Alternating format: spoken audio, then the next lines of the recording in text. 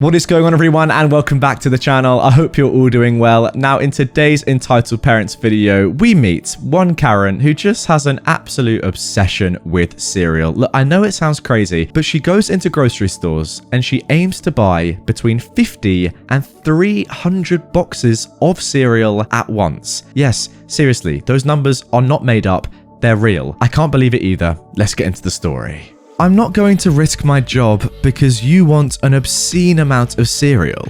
I work at a supermarket, and one of our regular customers is a woman who comes in with her 2 kids and buys an absolutely obscene amount of cereal whenever it's on sale. Now, when I say an obscene amount, I don't mean 10 to 20 boxes at a time. No, she's not here for math word problem level amounts of cereal.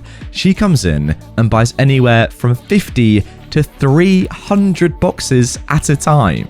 Her and her kids usually come to the back room door with 3 shopping carts and ask for 9 to 15 cases of cereal, depending on how much we have left in stock. She's gotten denied service a few times, like the time she tried to buy an entire pallet of cereal, 5 boxes per transaction, the day before Thanksgiving. Management cut her off after 18 transactions. That's 90 boxes because her order was holding up the lines for 3 of our 7 operational registers. 3 of our registers were broken at the time. The stock department manager absolutely despises this and has told the woman on multiple occasions that if she's going to purchase more than 3 cases of cereal, she has to call a few days before she comes in so he can order extra cereal.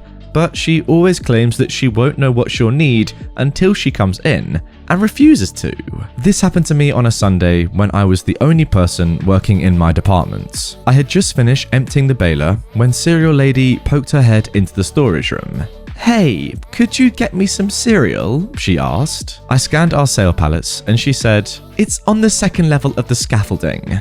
The scaffolding she was talking about is the same kind of scaffolding you would see at a wholesale club like Costco, Sam's Club, or BJ's Wholesale. So I told her, unfortunately, I can't get that down for you. I'm not authorized to use the equipment needed to get that down. She then asked, "Is there anyone who can get that down for me?" And I responded, "Unfortunately, I'm the only one on at the moment. The full-timer who normally works alongside me on Sundays has the day off." She sighed and asked, "Well, could you just do it for me this one time?" And I responded with, "No, I'm not authorized to use the machine needed to get that down." And she said, "Seriously, you can't just do it this one time?" And I told her, "No, I can't do it this one time. I'm not allowed to use the machinery, nor do I know how to use it. If I get caught using that equipment, I won't only lose my job, but I could potentially face legal trouble and steep fines should I damage something or injure myself." She huffed, then went, "Fine, I'll just get front-end manager. He'll do it for me." A few minutes later, the front-end manager walked into the storeroom with the woman in tow. "Hey OP, are you authorized to use the power lift?" To which I responded, "Nope." So he asked, "Is our full-time co-worker here yet?" And I replied, "He's off today and my brother already left for the day. My brother actually works in the same department as me and is authorized to use the power pallet jacks." The front-end manager turns to the cereal lady and says, "I'm sorry, but that product is unavailable for today.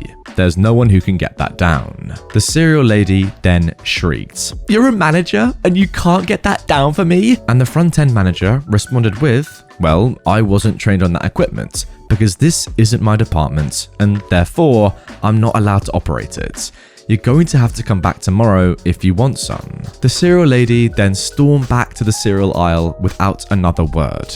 I haven't seen her since that day, and my department manager has since started storing the cereal pallets on the same side as the storage room door, so she can't poke her head in and demand 15 cases of cereal without calling a few days in advance. So you're seriously telling me that this lady who bought 50 to 300 boxes of cereal at a time wasn't aware of when she would run out of cereal? You don't know when you're down to your last pack when you normally buy 50 to 300 boxes.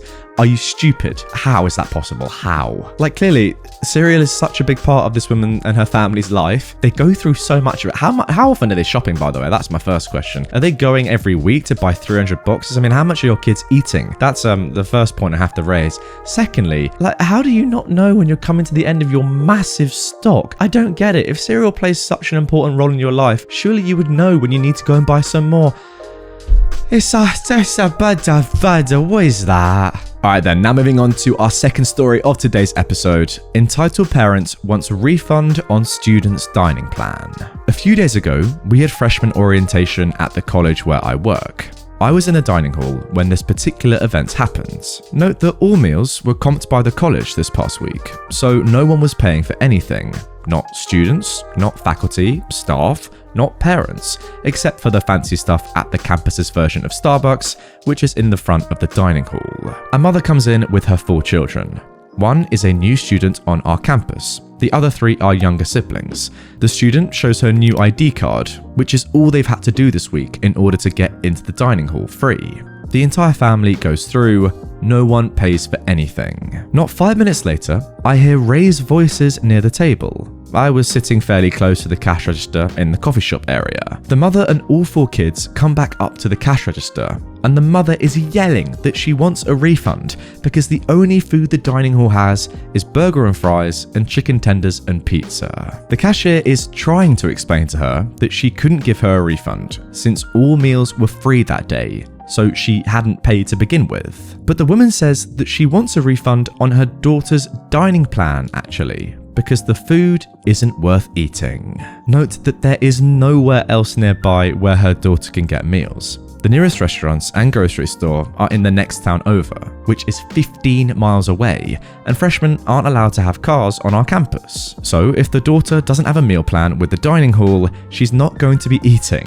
This woman keeps yelling at the poor cashier, who finally calls her manager, who comes up and says the dining hall itself can't process refunds anyway, and that they'd have to talk to campus administration about it. But he reiterated that if her daughter didn't have a meal plan, she'd have nowhere to get food. This idiot woman looks at him and says, "Fine, we'll be going over to administration right now and unenrolling her from classes here. She can't possibly go to school here with nothing to eat but burgers and pizza." The poor daughter was standing there looking absolutely devastated, and the other kids looked mortified. I honestly thought the student was about to start crying. I've got no idea what happened after that because they left the building, but oh my goodness, did I ever feel sorry for that poor girl to be pulled out of college on her first day because her mother didn't like the food the dining hall served. And if they actually went through with it, I really hope they didn't, she won't be able to get into another school until January at the earliest. And if she was a scholarship student, a lot of our kids are, it may take her a full year to be able to get a scholarship somewhere else. The really sad thing was, the very basic burgers and pizza menu the dining hall was running that day was only because meals were free and they were trying to save some money on it. They also knew it would be busy with the parents on campus, so they were making food that was easy to prepare in mass quantities. Also, if they had stuck around long enough for dinner, they would have gotten much fancier meal options. And starting Monday, there would also be a full salad bar and self-serve deli available at lunch and dinner. But since apparently baby girl was far too important to eat normal food like every other student on just about every college campus out there, they're just gonna make her go back home again. The poor kid. And honestly, her poor 3 younger siblings too. I feel sorry for them all. Well, yeah, OP, me and you both. I mean, come on, imagine working super hard to get into college. You're excited to go. Your family are taking you on your first day. You get into the amazing big dining hall. You're excited to go and get some food. You find out, massive bonus, it's all free. You don't even have to pay for it. Incredible scenes. Then your mum says no. The food here is terrible at this one meal in which you pay nothing for it. You're not going to go to this college anymore. And instead, you're going home and you can only reapply to go in 6 months. Seriously? Are you joking? No, you're serious. Wow. Let me just disown you real quick. Nice one. It's actually like, genuinely, that story is almost unbelievable. I just can't believe it. Like, does she get the money back as well that she's paid for the going to college in the first place? I just don't get it. Just for the sake of one meal and one meal alone, you're taking your kid out of college. How stupid are you? It's unbelievable. Okay then, and now moving on to our final story of today's episode. No, you do not get to call one of my cashiers the R word and get away with it. A little backstory. I work as a service manager at a pretty popular Midwestern grocery store. I've been a service manager for a couple of months now, but I've worked for the store itself for about 3 years. I've worked in quite a few departments during my time at this store, so I know a lot of the employees very well. One of my duties as a service manager is to watch the front end and overlook the cashiers and courtesy clerks, make sure customers are happy, do overrides, you know the deal. Now, while I do have some cashiers and courtesy clerks that are on the spectrum, I don't treat them any differently than any other employee, and they all appreciate this. I know their strengths and what they're capable of, and I push them to do their best. With that being said, I protect my employees. I care about them deeply, and if a customer even dares to raise their voice at them, I am there to shut the customer down and take them away from the employee. I don't care if you yell at me, but do not yell at my employees. Most of them are high school students. Now to the story. This one day, it was fairly busy in the store. I had most of my registers open and lines were flowing pretty smoothly. I had one of my courtesy clerks covering a break on one of the registers. Let's call her Casey. Now, Casey is on the spectrum and she is a very sweet and smart high schooler. She operates a register very well and can show up all the other courtesy with going outside for cards. She is, arguably, one of my most hardworking employees. Now, sometimes she has moments where she messes up, such as double scanning an item, entering something wrong, but this is something every cashier does, honestly. I see her light blinking, so I come over to help her, and I'm greeted by a very angry customer and her daughter. "Hey OP, I scanned this twice. Can you void it please?" she said. It's important to note that anything over $5 needs a manager's approval to void. It's annoying, but that is how our store works. I smile and nod and quickly go and void it. It honestly takes like 6 seconds to void an item and enter my numbers for the override. Not that long at all. But that didn't stop this customer from huffing and puffing that she had to wait an extra 7 seconds for a void. I back away from the register, not thinking much about it, since this is sadly a normal thing that we have to deal with. I walk over to customer service to ask Jack, who was working the counter that day, a question when the following happened. Casey had finished the transaction and handed the receipt to the customer, who snatched it out of her hand before she pushed her cart aggressively away. I don't know if the woman thought she was quiet enough or far away enough to be out of earshot, but I heard her clear as day as this woman told her daughter, "I can't believe they let this freaking R words on registers like her." I looked in horror as I saw Casey's expression fall from her normal bubbly self to sadness. Oh heck no. I proceed to shove my schedule at Jack and walk my now very angry butt up to this customer. Although this happened about 2 months ago, I will never forget this conversation. "Mom, I would like to ask you something," I say, gesturing her to step out of the way. The woman and her daughter proceed to step out of the way with their carts, the mother still looking very annoyed. "What do you want?" I don't know if you thought you were being sneaky, or smart, or just plain rude a moment ago, but what you just did is unacceptable. I'll have you know, Casey is in fact on the spectrum, and both her and myself heard what you just said. You do not have the right to come in here and call one of my co-workers the R word, and then proceed to just walk out without any consequences. Who do you think you are, thinking you can talk to me like that? The woman honestly looks shocked at the fact that I've just called her out. I keep my composure and continue speaking. I'll have you know that girl you just called the R word is an extremely kind and hardworking employee. Honestly, she's arguably one of my best employees. Just because she made a small mistake, such as ringing up an item twice, does not give you the permission to treat her as if she is any lower than you. At this point, the mother is stuttering and is red in the face. Her daughter is actually smirking, trying to suppress a laugh, as if she's actually glad her mum is being called out. How about this, I say. How old is your daughter here? More stuttering. I turn my attention to the daughter. Hun, how old are you? The daughter smiles at me, knowing where this is going. 17. 17, huh? Well, fun fact. I turn my attention back to the mother. That's the same age as the girl you just called the R word. Now here's an image I want you to imagine. Imagine your daughter worked here as a cashier like Casey. Imagine she accidentally messes up and double scans something. A common mistake that happens quite often. And in return, the customer your daughter is checking out proceeds to call her an R word for making a simple mistake. How would you feel? Silence. The mother just stares at me, defeat in her eyes. How would you feel? More silence. I proceed to ask, you'd feel mad, wouldn't you?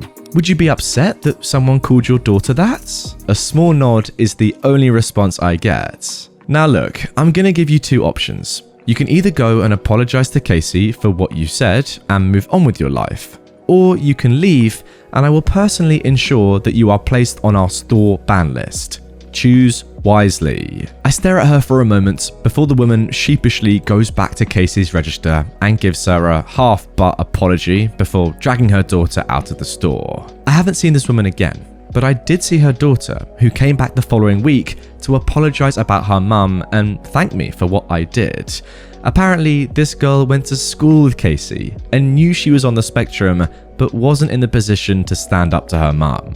Now, I did actually almost get in trouble for this. One of the store managers was nearby and heard the tail end of the conversation, and afterwards pulled me aside to tear me a new one. Once I explained the whole story to her, she seemed a little more at ease with it, but she still wasn't happy that I called a customer out like that. However, we never got a formal customer complaint for it, so we don't think the customer actually followed up.